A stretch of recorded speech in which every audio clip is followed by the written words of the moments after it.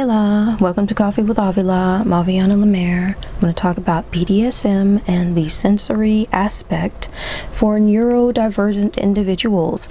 And as an autistic ADHDer, trying to fix her little chair cozy situation, the sensory thing is on the top of my mind right now. But it's something that I've been thinking about for a very long time. I made a video before talking about BDSM and its appeal because it is very neurodivergent communication style friendly. You are encouraged. This is one of the few places in the known world when it comes down to any culture I'm associated with, where you are supposed to for most of my life, the North American experience and tradition of being around that kind of set and the neurotypical influence inside of it for communication. This is one of the few places I have ever run into in life where the neurodivergent communication style of being straightforward is a huge plus. You are supposed to tell people exactly what you mean. You're supposed to say exactly what you intend to do, receive, what you want, what you don't want. And that plays into this subject when it comes down to the sensory experience. Because as neurodivergents, we have a tendency to have a very specific set of sensory needs. It's right in there with our holistic human health. It is physically linked. It is mentally, spiritually, psychically linked. It's just every aspect of us. We need our senses to be cared for and looked after. And now, if you're in a safe BDSM experience, you're going to be in an experience where you are encouraged to express what you want, what you need, what you don't want, what you don't need, what you're open to, what you're not open to. And all of this has to do with your experience of what is about to happen. Let me take a sip. I got a fan blowing right at me, and apparently it's hit me in the face and trying to fly right down my throat, which I'm just going to sidestep that right now because I will crack up and this video will be done. What I'm trying to say is, and this is another very important point because I know most people think that BDSM is just code for over-the-top sexual practices, and 100% it can be that. Yes, I'm not going to try to deny that on any level. I would also crack up, and then this video would be very over, again, for a very different reason. But there's also an aspect where so much of what's going on is literally just how you are going to live your life in any moment of your day. It can be what you intend to be doing while you're just watching a TV show all by yourself. It can be it can just be about the way you talk to each other and communicate. And this is where the sensory aspect comes in. I think in my previous video I was talking about how communication, right? Very important. So the communication aspect of that video comes back in here because I was saying that if something doesn't feel good to you, like how we as neurodivergents sometimes really like a firm grasp. I am the person where if you grab my arm and it is a reasonable firm grab, it's probably not going to feel like torture. But if you walk up to me with your gentle little fingertips and start stroking me in the arm, it's probably going to send me over the edge. I'm going to move away from you. I'm not going to like you for a minute. You need to figure out what is going on. You just sent me into a sensory storm I hate. Inside of BDSM, you can find a situation where, in a safe situation, right? People are not going to just hit you up with the very stuff that they know you hate and that feels horrible. Now, I've lived an entire life and I noticed as a small child that if you had a problem with anything, children do things, right? And I knew a lot of children who would take a flashlight and get it as close to you and shine it right in your eyes, so the pain is overwhelming. You express that you hate that, and so then they think it's funny and they start doing it more often. They try to surprise you with it, and now you're just in constant pain and no one stops them because nobody thinks you're worth stopping the pain. I've had situations where somebody's like, hey, and it's not always children either, but I don't want to get into that. They're like, hey, I'm going to snap you with a rubber band because I think it's funny to see you flinch and, you know, the little red marks on you and to just see you in pain and be miserable. Okay. I mean, quite frankly, any of that stuff could be your own kink. You might like that jazz. But I'm talking from the perspective of someone who's saying, oh, I don't like that. That doesn't feel good. So any of that, including some little accident like someone brushing up against you because they think it's a soft, gentle way to touch you. Oh, it's affectionate. It might feel good. Maybe you hate that. Maybe you're very sensitive to that. Or you might hate it when they don't do that. Whatever it is, when you're having a sensory experience that is not working for you, BDSM is one of the few places where I have found that you can express that point and then that sensation will stop. It is so much about, in fact, in all honesty, most anything in life that we're not forced into or forced away from, if there's any true consent, is about the experience that you're having. It's about the experience you're having while you're with it, near it, in it, chasing it. And so in this situation, it's just a weirdly nice microcosm of what I think should be whole life, where if something is good for you, you are encouraged to express that you want more. And where if something is bad for you, you are encouraged to express that you want less. It's very much an inherent part of the entire system that in a safe situation, I have to state it because there are a lot of situations that are not safe. And I'm not talking about a kink where you pretend that you don't want something, but you've already discussed, yeah, I actually do, but I just want to pretend that I don't like it in the moment. I'm talking about literally what is the truth inside of your actual experience in your heart, in your mind, your whole person. If you are having a sensation and you do not want it, BDSM is one of those places, probably the only place I've found personally in life, where 100% of the time in a safe situation, you say, I don't want that, and it's done. It's just gone. It is not happening anymore. No one's going to bring it to you and tell you, oh, you need to have a thicker skin. 100% not. If you are engaging in any kind of kink, whether it be sexually oriented or platonically oriented or any mixture thereof, and you tell somebody, I do want this or I don't want that, in this case, I don't want that, and they're like, no, I'm not going to stop. You just need to deal with it. You need to toughen up. You need to grow a thicker skin. You can't be so sensitive. If you're going to deal with situations in the world, then you need to 100% get accustomed to the fact that this is going to happen, because not everybody is going to bow to your needs. And if you're that sensitive, you're not going to be able to live in the world. You have any idea how many times I've been told in vanilla culture that because of my personal needs, any number of things that I want or need, all of my dreams, anything I ever wanted in life, just picked, and I'm told, boom, you can't have that because you're too sensitive. And if you're going to be this sensitive about this, or if you're going to just be a failure at that, you 100% can't do that thing. If you are in a BDSM environment and somebody says that to you, you're like, no, I don't want this. I want that to stop.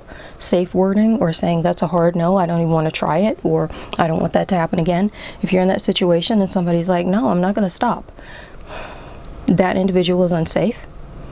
My suggestion for you to consider strongly is that individual is unsafe, violating, and that is one of the precursor warnings to even worse, more horrific things being done to you, because they're not okay. Always use your better judgment, be in a safe situation, do what you can in your life. We need to all be in a situation where if we are not, like if you're uncomfortable with somebody, hopefully you can have somebody to share that with. Perhaps you can have someone, a professional to talk to, or a trusted person who is safe. You need to be in a safe situation, because when you get into a situation where you're playing games, and one of the games, like in BDSM, one of the games can be, I want to pretend to say no, but I do want it understood beforehand that I actually do want you to continue. In a situation like that, an unsafe person could try to use that against you, just like everybody else who's unsafe tends to try to make that up even when it's not true. So I do want to be very clear on that. And when I'm talking about actual consent, instead of just sort of marketing it as consent culture, in reality, it's always about your safety. But this is one of the things that I like about it, and now here I am going on about consent again, but it's still in the subject of the sensory experience, because you might walk into a situation and say, I want you to tickle me. Tickling is one of those things that is so overwhelming to the senses. That is why some people like it. It can just be an amazing, good, lovely sensory storm. Like, you know, your little nerve rose garden is just thirsty for the rain, and the sensory storm feels magnificent. But just like in any storm, if it never stops and it keeps going on past the point where your sensory roses are, you know, drinking it up and wanting to bud and bloom and blossom and grow and sprout more roses, it can get to a point where you're now concerned that they're just getting inundated and you're going to experience harm, and the sensory garden is now being injured, or it feels like you're being attacked. So that would be a really good example, because something like tickling, it's like, I find it to be one of those things that polarizes people. Some people are like, oh my gosh, I'd love to be tickled, it's so much fun. And other people are like, oh no, don't get near me. No, I hate to be tickled. No. I've never really met anyone who's like, I don't really care. Maybe I have. I might have met, I know one person who might very well have that opinion about it, but I haven't asked them. I'm just thinking, that's so your personality. You would be so middle of the line about that. It's hilarious. But generally, when it has come up, it's like, I 100% love it, or no, I hate it. I'll leave the room. I'm not going to have it. And so you can put that out there, and the next thing you know, if you want the tickling, you're getting just a huge slew of tickling. And if you don't want the tickling, it's just not going to happen again. You can be like, I hate this, and everybody I've known, like even in childhood, right? That's one of those things. Perfect example of what should be a platonic play thing, like play situation with a lot of sensation in it. And sometimes when you're a child, people are so convinced that everything they think is safe is automatically safe, and that it's automatically safe for everybody. I remember decades ago hearing something on some news program where people were saying we're considering tickling as potential child abuse because, quite frankly, some children hate it.